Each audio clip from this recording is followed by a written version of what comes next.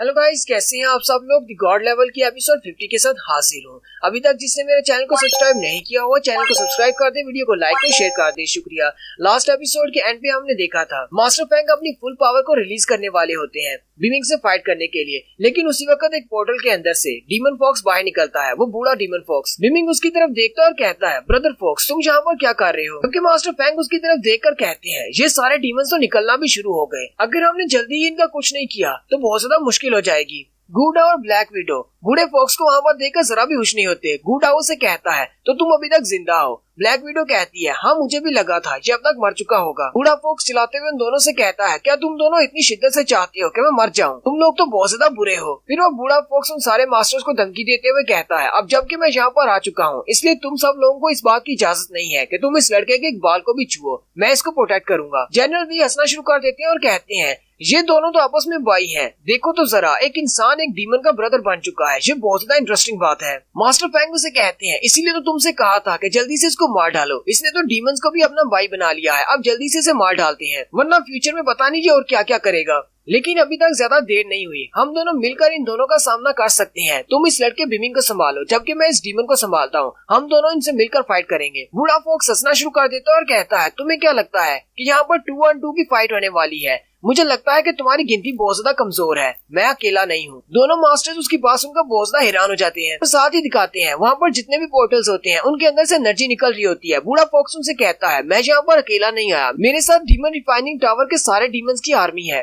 किंजी आगे बढ़ता है और मास्टर फैंग से कहता है, ग्रैंडफादर अब हम लोग क्या करेंगे? अगर इन सारे पोर्टल्स में से एक एक डीमन भी निकलता है तो हम इन सब से फाइट नहीं कर पाएंगे। ये डीमंस बहुत ज्यादा स्ट्रॉन्ग होंगे। मास्टर फैंग से कहते हैं, इसके अलावा हम लोग कर भी क्या सकते हैं? चलो यहाँ से जल्दी से निकलते हैं। यहाँ से निकलने के बाद कोई प्लान सोचेंगे अपने डीमन रिफाइनिंग टावर को वापस लेने का। किंजी ग्रैंडफादर से कहता है, लेकिन उस लड़के के हाथ में जब तक वो क्रिस्टल है, वो इस डीमन रिफाइनिंग टावर को कंट्रोल करेगा और हमें यहाँ से निकलने नहीं देगा। हम उसकी मर्जी के बिना यहाँ से नहीं जा पाएंगे। यहीं पर फैंगू आगे बढ़ता है और कहता है, हम लोग जहाँ पर एक सीक्रेट डोर से आए हैं, वो सीक्रेट डोर हम कंट्रोल करते हैं, ना कि ये डीमन रिफाइनिंग टावर। क्योंकि इस डीमन रिफाइनिंग टावर में जितने भी पहले से मौजूद डोर्स हैं, उन सबको बीमिंग कंट्रोल कर सकता है, उस स्पेशल डोर को नहीं। हम लोग उसी के रास्ते से यहाँ से निकलेंगे। मास्टर फैंग उसे कहते हैं, तो फिर तुम किस चीज का इंतजार कर रहे हो? चलो जल्दी से उस डोर को ओपन करो, हम लोग यहाँ से निकलते हैं। फैंगू जल्दी से अपनी पावर्स को रिलीज करता है और उस डोर को ओपन करने वाला होता है और साथ ही वो लू और जेंग से भी कहता है, तुम लोग भी जल्दी से आ जाओ, हम लोग यहाँ से जाने वाले हैं। जैसे ही वो अपनी पावर्स को रिलीज करता है, वहाँ पर एक डोर ओपन होता है, यानी कि एक पोर्टल ओपन होता है। फिर वो अंकल फैंग से कहता है, अंकल फैंग आ जाएं, चले अंदर चलते हैं। मास्टर फैंग जाने से पहले जनरल वी से कहते हैं, तुम सब लोग भी हमारे साथ आ सकते हो। जनरल वी अपने दोनों पोतों से कहते हैं, चलो अपने लोगों को लो और यहाँ से निकलते हैं। सब लोग यहाँ से निकलने के बाद सोचेंगे कि क्या करना है। फिर वो सारे लोग भागते हुए इस पोर्टल के रास्ते से डीमन रिफाइनिंग टावर से बाहर चले जाते हैं। गूडा और बिमिंग से कहता है, बिमिंग वो सारे लोग भाग रहे हैं, हमें जल्दी से इन्हें पकड़ना होगा। बिमिंग अपने साथियों से कहता है, जल्दी से इनका पीछा करो और किसी को भी यहाँ से भागने मत देना। अगर ये लोग यहाँ से चले गए तो इसका हमें बहुत बड़ा खमियाजा भुगतना पड़ेगा। Next scene demon refining tower के बाहर का दिखाया जाता है। वो सारे लोग यानी कि स्टार सिटी के लोग अभी बाहर खड़े देख रहे हैं कि कौन डीमन रिफाइनिंग टावर से पहले निकलने वाला है। गूडाओ के ग्रैंडपा भी बाहर खड़े होते हैं। उनका साथियों ने कहता है, आपको कैसे पता है कि हमारे बच्चे अंदर बिल्कुल ठीक होंगे? थोड़ी देर के बाद वहाँ पर एक पोर्टल ओपन होता है और बिमिंग और उसके सारे दोस्त वहाँ से बाहर निकल आते हैं। ग्रैंडपा गू से कहते हैं, ब्रदर चैन तुम वापस आ गए, हमें भी बताओ ये गैम्बलिंग गेम कैसी रही, कौन जीता? बिमिंग ग्रैंडपा से कहता है, ग्रैंडपा मैं आपको सारी बात बाद में बता दूंगा, लेकिन पहले मुझे ये बताएं कि आपने डीमन सिटी और फिनिक्स सिटी के लोगों को यहाँ से निकलते हुए देखा, वो लोग कहाँ पर हैं? ग्रैंडपा कहते हैं, वो तुम लोगों से थोड़ी देर पहले निकले थे और जैसे ही वो लोग यहाँ से निकले, वो लोग बाहर की तरफ भाग गए, सिटी से बाहर की तरफ। मुझे लगता है कि वो शहर छोड़कर जा चुके हैं। बिमिंग उनकी बात सुनने के बाद सोच रहा होता है, ये लोग तो भागने में बहुत ज्यादा तेज हैं। अगर हम इनको यहीं पर नहीं रोक पाए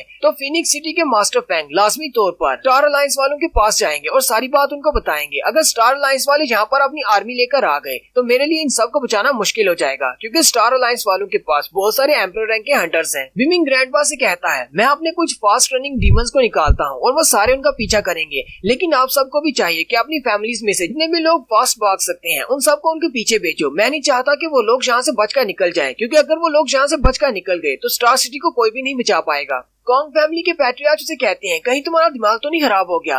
तुम हमारी फैमिली के लोगों को फीनिक्स सिटी के लोगों का पीछा करने के लिए भेजना चाहते हो। क्या तुम्हें पता है वो कितने ज्यादा स्ट्रॉन्ग है? वो हम सब लोगों को मार डालेंगे। उसी वक्त उन्हें डीमन रिफाइनिंग टावर के अंदर से मॉन्स्टर्स के चिल्लाने की आवाजें आती हैं। ग्रैंडपा नीचे की तरफ देखते हैं तो मॉन्स्टर्स डीमन रिफाइनिंग टावर के अंदर से बाहर निकल आते हैं और उन्हीं के लोगों पर अटैक कर रहे होते हैं। ग्रैंडपा बिमिंग से कहते हैं हमें इन सारे मॉन्स्टर्स को रोकना होगा, कहीं ऐसा ना हो कि ये मॉन्स्टर हमारे स्टार सिटी को फीनिक्स सिटी से भी पहले डिस्ट्रॉय कर दे। जॉन फैमिली के पैट्रियार्च कहते हैं लेकिन क्या ये डीमंस किसी की बात सुनेंगे? ये सारे डीमंस हैं, ये क्यों किसी की बात सुनने लगे? वैंगजी आगे बढ़ती है और बिमिंग से कहती है ये सारे वही डीमंस हैं जिनको ओल्ड फॉक्स यहाँ पर लेकर आया है। हमें उस बूढ़े फॉक्स से बात करना होगी। अगर हम उस बूढ़े फॉक्स से कहते हैं इन सारे डीमंस को कंट्रोल करें तो फिर हमारे लिए ज्यादा मसला नहीं होगा। बिमिंग उसे कहता है चलो ठीक है, हम लोग उस बूढ़े फॉक्स से बात करते हैं। बिमिंग जैसे पीछे की तरफ घूमता है और कहता है ब्रदर फॉक्स मुझे तुमसे काम है, लेकिन वो देखकर बहुत ज्यादा हैरान हो जाता है। ब्रदर फॉक्स वहाँ पर बड़े स्टाइल के साथ खड़ा होता है जबकि एक राइनोस का स्टैचू बना रहा होता है, उसका स्केच बना रहा होता है। बूढ़ा फॉक्स बिमिंग से कहता है प्लीज थोड़ी देर के लिए इंतजार करो जब तक कि ये राइनो मेरा एक स्केच बना ले। मैं पहली बार डीमन रिफाइनिंग टावर से बाहर निकला हूँ, मैं बहुत ज्यादा एक्साइटेड हूँ। बूढ़ा बिमिंग से कहता है बॉस ये सारे के सारे डीमंस बेवकूफ हैं, हम इनमें से किसी पर भी भरोसा नहीं कर सकते। नेक्स्ट सीन शहर के बाहर का दिखाते हैं, यानी कि फीनिक्स सिटी और डीमन सिटी के सारे लोग वहाँ पर क्लिफ्स के ऊपर जाकर खड़े होते हैं। फैंग वो अपने अंकल से कहता है अंकल अब हम लोग क्या करेंगे? हमने डीमन रिफाइनिंग टावर को भी खो दिया और उसके साथ साथ हमारे बहुत सारे लोग भी मारे गए। हम लोग फीनिक्स सिटी में वापस जाकर अपने डैड को क्या जवाब देंगे? किंजी मास्टर फैंग से कहता है मास्टर फैंग मुझे मास्टर वी को देखकर नहीं लगता कि वो लोग उस लड़के को मारना चाहते थे। मुझे लगता है कि ये लोग उस लड़के के साथ मिलकर हमारे खिलाफ हो जाएंगे। हमें इनका भी कुछ सोचना होगा। वो लोग अभी वहीं पर खड़े होते हैं और आसमान की तरफ देखते हैं तो आसमान में बहुत सारी एयरशिप्स होती हैं और यहाँ पर पहली बार स्टार अलायंस वालों की एंट्री हो रही है। मास्टर फैंग उनको देखकर हंसना शुरू कर देते हैं और कहते हैं तुम सब लोग किस लिए परेशान हो रहे हो? स्टार अलायंस वाले यहाँ पर आ चुके हैं जो कि हमारी हेल्प करेंगे। ये फाइट तो अभी स्टार्ट हुई है। नेक्स्ट सीन फिर से स्टार सिटी की गलियों का दिखाया जाता है जहाँ पर वो सारे डीमंस जो कि डीमन रिफाइनिंग टावर से निकले हैं वो गलियों में आजाद घूम रहे हैं और जो भी उन्हें मिल रहा है वो उन सबको मार रहे हैं। एक लाइन डीमन एक हंटर के सामने खड़ा होता है और उसे कहता है मैं सदियों से भूखा हूँ किसी इंसान को खाने के लिए, आज तो मुझे खाना मिलेगा। और जैसे वो उस हंटर को मारने लगता है उसी वक्त बिमिंग वहाँ पर आ जाता है और उसे किक मारते हुए पीछे फेंक देता है। बिमिंग बूढ़े फॉक्स से कहता है इस बात को शोर बनाओ कि इनमें से कोई भी डीमन किसी सिटीजन को नुकसान न पहुँचाए वरना तुम्हारी खैर नहीं। बूढ़ा फॉक्स बिमिंग से कहता है तुम्हें अब परेशान होने की जरूरत नहीं, मैंने कमांड अपने हाथ में ले ली है। इनमें से कोई भी डीमन किसी इंसान को नहीं मारेगा, ये बस चीजों को तोड़ेंगे क्योंकि ये बहुत ज्यादा खुश है पहली बार डीमन रिफाइनिंग टावर से निकलकर। बिमिंग उस बूढ़े फॉक्स से कहता है हमारे पास जरा सा भी टाइम नहीं है वेस्ट करने के लिए, इसलिए जल्दी से इन सारे डीमंस को इकट्ठा करो। फीनिक्स सिटी वालों को ढूंढकर उन पर अटैक करना होगा। बूढ़ा फॉक्स बिमिंग से कहता है तुम्हें परेशान होने की जरूरत नहीं, मैंने तुमसे कहा कि चाहे वो कितने भी हंटर्स को यहाँ पर लेकर आ जाए मैं सभी को हरा दूंगा। मैं बहुत ज्यादा स्ट्रॉन्ग हूँ और मेरे साथ मेरे डीमन साथी भी है। बिमिंग उसे कहता है वो यहाँ पर अगर एम्परर रैंक के हंटर्स को लेकर आ जाते हैं जो कि तुम्हारे रैंक से बहुत ज्यादा हायर है तो फिर तुम क्या करोगे? बूढ़ा फॉक्स बिमिंग की बात सुनने के बाद काफी ज्यादा चौंक जाता है और कहता है ये तुम क्या कह रही हो? क्या वाकई में उनके पास एम्परर रैंक के हंटर्स भी हैं? बिमिंग उसे कहता है हाँ मैं बिल्कुल सच कह रहा हूँ, उनके पास बहुत सारे हंटर्स हैं, यहाँ तक कि उनके पास एम्परर रैंक के हंटर्स की पूरी एक यूनिट है। हम लोग तो यहाँ से भाग सकते हैं लेकिन तुम्हारे डीमंस का क्या होगा? वो सारे लोग मिलकर तुम्हारे सारे डीमंस को मार देंगे। तो फॉक्स के साथ जो डीमंस होते हैं उनमें से एक डीमन चिल्लाकर बिमिंग से कहता है ये सब कुछ तुम्हारी वजह से हुआ है, वो यहाँ पर तुम्हें मारने के लिए आ रहे हैं, हमें मारने के लिए नहीं। हम लोग तो बस तुम्हारे पीछे पीछे डीमन रिफाइनिंग टावर से बाहर आ गए, हमारा इस फाइट से कोई ताल्लुक नहीं है। हमें बार बार इस तरह की फेक वार्निंग्स देना बंद करो, हम लोग डरने वाले नहीं। और अगर वाकई में उन्हें तुम्हारा डीमन रिफाइनिंग टावर चाहिए तो तुम उन्हें डीमन रिफाइनिंग टावर दे क्यों नहीं देते? हम उन सारे एम्परर रैंक के हंटर से माफी मांग लेंगे और वापस अपने डीमन रिफाइनिंग टावर के अंदर चले जाएंगे। बिमिंग उन सब से कहता है तो तुम सब लोग उनसे माफी मांगने को तैयार हो? क्या तुम सब लोगों को लगता है कि ये इतना ज्यादा आसान है? और साथ ही वो अपने डीमन रिफाइनिंग टावर को रिफाइन करते हुए कहता है इस टावर को मैं कंट्रोल करता हूँ, मैं चाहता हूँ कि यहाँ पर जितने भी डीमंस हैं वो सारे उन लोगों के पीछे जाओ, फीनिक्स सिटी और डीमन सिटी के लोगों के पीछे, और उन सबको घेर लो। अगर तुम में से कोई भी मेरे इस ऑर्डर को फॉलो नहीं करता तो मैं उसे डीमन रिफाइनिंग टावर के अंदर वापस भेज दूंगा और वो डीमन दोबारा कभी भी इस डीमन रिफाइनिंग टावर से बाहर नहीं निकल पाएगा। मैं अपनी इस बात को दोबारा नहीं दोहराने वाला, इसलिए मेरे इस ऑर्डर को सिर्फ एक ही बार में अच्छी तरह से सुन लो। वो सारे डीमंस उसकी बात सुनकर काफी ज्यादा घबरा जाते हैं, लेकिन उनमें से कुछ हाई रैंक के डीमंस हंसना शुरू कर देते हैं और बिमिंग से कहते हैं तुम्हें क्या लगता है कि तुम्हारे पास इतनी स्ट्रेंथ है कि तुम हम सारे डीमंस को वापस डीमन रिफाइनिंग टावर में भेज सको? जबकि बिमिंग भी आगे से मुस्कुराना शुरू कर देता है और उस डीमन रिफाइनिंग टावर के हार्ट वाले क्रिस्टल को यूज करते हुए कुछ चेन्स निकालता है और वो सारी चेन चेन्स उनमें से एक डीमन की टांगों में लिपट जाती हैं और उसे जमीन के अंदर खींचना शुरू कर देती हैं।